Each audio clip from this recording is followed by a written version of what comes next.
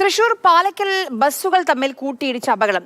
Thrissur Kodungallur റോഡിലോടുന്ന limited stop ബസ്സും ഇരിങ്ങാലക്കുടയിൽ നിന്ന് വരികയായിരുന്ന ഓർഡിനറി ബസ്സുമാണ് കൂട്ടിയിടിച്ചത്. ബസ്സുകളുടെ അമിത വേഗമാണ് അപകടത്തിന് കാരണമെന്ന് നാട്ടുകാർ പറഞ്ഞു. MS ലിഷോയ് വിവരങ്ങളുമായി ചേരുന്നുണ്ട്. ലിഷോയ്, ആർക്കെങ്കിലും പരിക്കുണ്ടോ?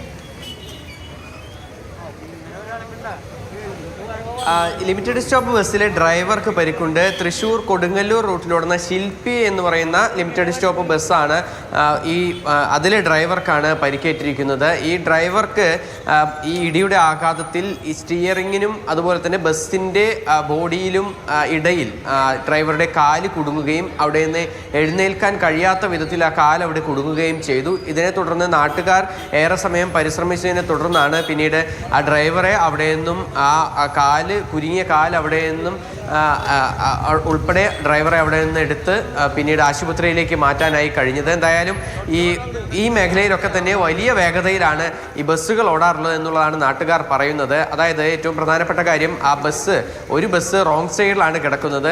മറ്റൊരു ബസ് ലിമിറ്റഡ് സ്റ്റോപ്പ് ബസ് അമിത വേഗതയിലായിരുന്നു, മറ്റു ബസ്സും അമിത വേഗതയിലായിരുന്നു എന്നുള്ളതാണ് അവിടെ ഉണ്ടായിരുന്ന നാട്ടുകാരുമായി നമ്മൾ സംസാരിച്ചപ്പോൾ അറിയാൻ കഴിഞ്ഞത്.